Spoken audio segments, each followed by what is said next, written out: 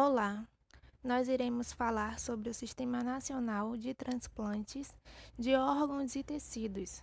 Minha equipe é formada por Ingrid de Castro, Lorena Jorge e Rafael Leoi. O transplante de órgãos é um procedimento cirúrgico que consiste na reposição de um órgão, que pode ser coração, fígado, pâncreas, pulmão ou rim, ou tecido, que é medula óssea, ossos, córneas, de uma pessoa doente, que no caso é o receptor, por outro órgão ou tecido normal de um doador vivo ou morto. Em todo o estado brasileiro, a doação de órgãos é procedida da mesma forma. O transplante é uma opção terapêutica eficaz. Na maioria das situações, é a única alternativa de vida para o paciente. Falando um pouco sobre a história, a atividade de transplante de órgãos e de tecidos no Brasil teve início nos anos de 1960, nas cidades do Rio de Janeiro e de São Paulo, com a realização dos dois primeiros transplantes renais do país. A partir daí, chegou-se a um entendimento de que era possível fazer a substituição de órgão de um indivíduo para o outro. Desde então, os transplantes evoluíram consideravelmente no que se refere às técnicas, os resultados, a variedade de órgãos transplantados e ao número de procedimentos realizados. Podemos nos orgulhar, pois o Brasil é referência mundial na área de transplantes e possui o maior sistema público de transplantes do mundo. Atualmente, cerca de 96% dos procedimentos de todo o país são financiados pelo Sistema Único de Saúde, o SUS. Em números absolutos, o Brasil é o segundo maior transplantador do mundo, atrás apenas dos Estados Unidos. Os pacientes recebem assistência integral e gratuita, incluindo exames preparatórios, cirurgia, acompanhamento e medicamento pós-transplante pela rede pública de saúde. É muito importante sabermos que a Lei 9.434, de 4 de fevereiro de 1997, ela falava sobre doação presumida de órgãos, que era quando a pessoa ela tinha que manifestar o interesse de ser doador através de algum tipo de documento que deixasse claro esta vontade. Poderia ser através do documento, né, da Carteira de Habilitação Nacional. A partir de 23 de março de 2001, a doação ela passa a ser concedida, né? Em que a pessoa tem que deixar os familiares cientes da vontade dele de ser doador, e aí cabe aos familiares decidirem se vão doar os órgãos ou não, certo? Não tem como hoje em dia deixar algo escrito, algum tipo de documento para que essa vontade ela seja exercida. A estrutura do sistema de transplantes no Brasil é dada tanto em esfera federal quanto em esferas estaduais. Na esfera federal encontra-se o Sistema Nacional de Transplantes, o CNT.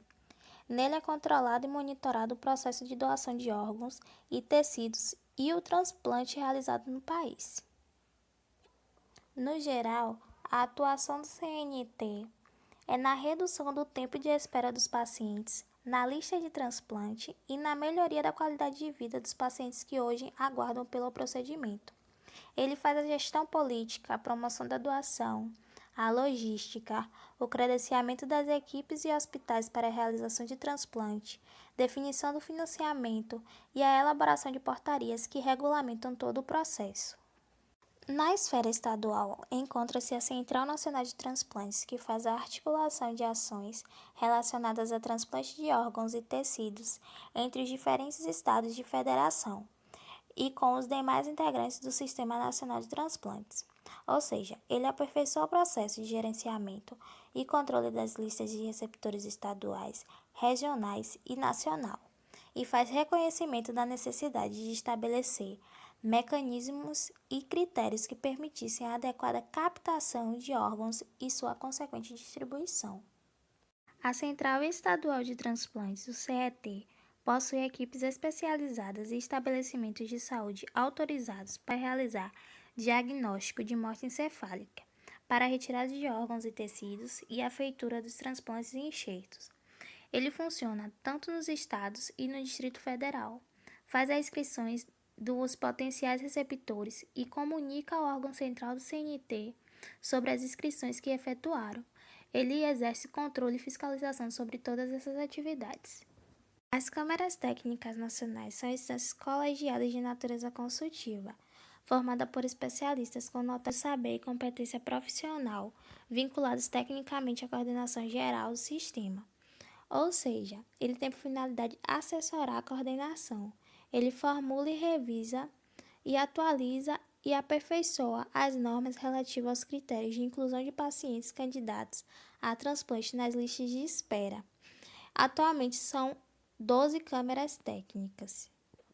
A Organização de Procura de Órgãos e Tecidos, OPO, exerce atividades de identificação, manutenção e captação de potenciais doadores para fins de transplante de órgãos e tecidos no âmbito de sua atuação. Ou seja, o profissional da OPO ele realiza a avaliação das condições clínicas do possível doador, a viabilidade dos órgãos a serem extraídos e faz a entrevista para solicitar o consentimento familiar da doação dos órgãos. Ele informa a viabilidade do doador à Central de Notificação, Captação e Distribuição de Órgãos e Tecidos, CNSDO, que realiza a distribuição dos órgãos, indicando a equipe transplantadora responsável pela retirada e implante do mesmo. As comissões intra-hospitalares de doação de órgãos e tecidos para transplante são equipes localizadas dentro do hospital notificante. Todos os hospitais públicos, privados e filantrópicos com mais de 80 leitos devem ter essas comissões. Essas comissões são classificadas em 3. Comissão 1. Estabelecimentos de saúde com até 200 óbitos por ano e com leitos de assistência ventilatória e com profissionais da saúde de medicina interna, pediatria, intensivismo ou neurologia ou neurocirurgia ou neuropediatria, integrante do seu corpo clínico.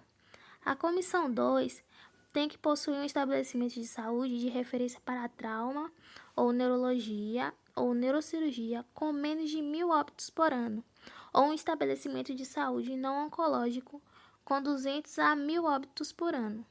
A comissão 3 tem que possuir um estabelecimento de saúde não oncológico com mais de 1.000 óbitos por ano, ou um estabelecimento de saúde com pelo menos um programa de transplante de órgão. Existem 2 tipos de doadores, o doador vivo e o doador falecido em morte encefálica.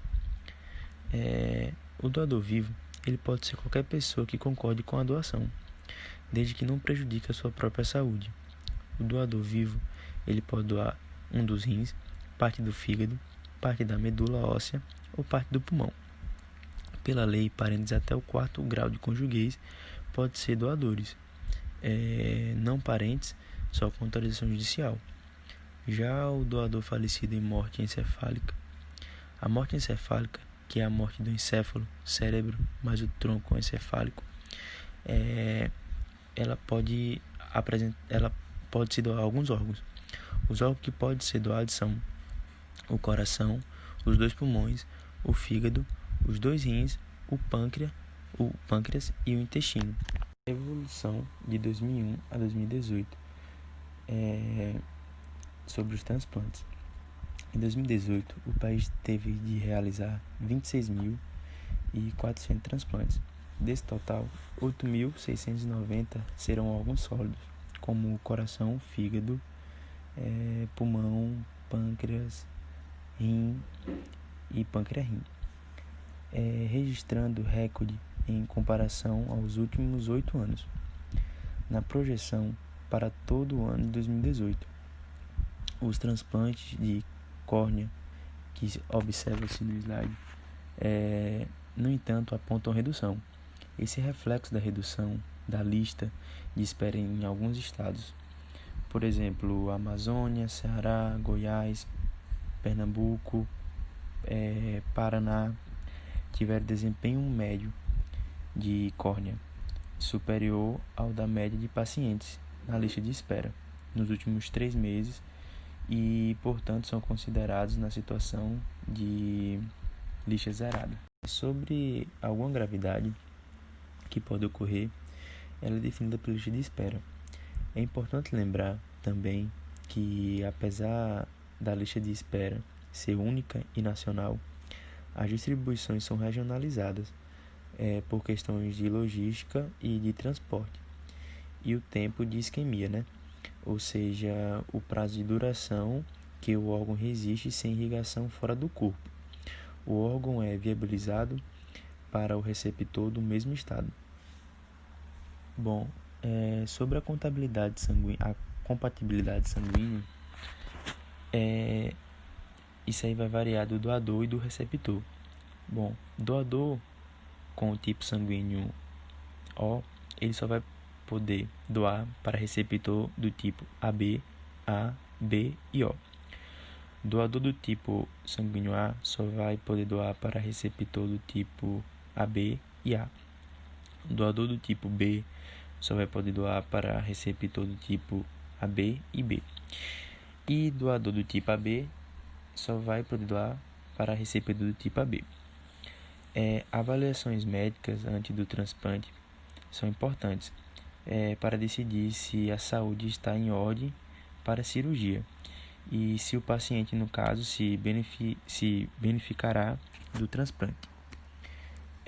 Sobre a genética, também é importante saber que, no entanto, antes de um transplante de fato ocorrer, sempre é necessário uma série de exames para saber se há compatibilidade genética entre o doador e o receptor. Nesse cenário, o papel do médico é fundamental. Deve-se atuar como um instrumento de conscientização e, sobretudo, fonte de informações técnicas confiáveis sobre o tema, que ainda é tabu para muitas pessoas. A vida é feita de conversas. Basta uma para salvar vidas. Doe órgãos, doe vida. Para ser um doador, converse com a sua família. Agradecemos pela atenção.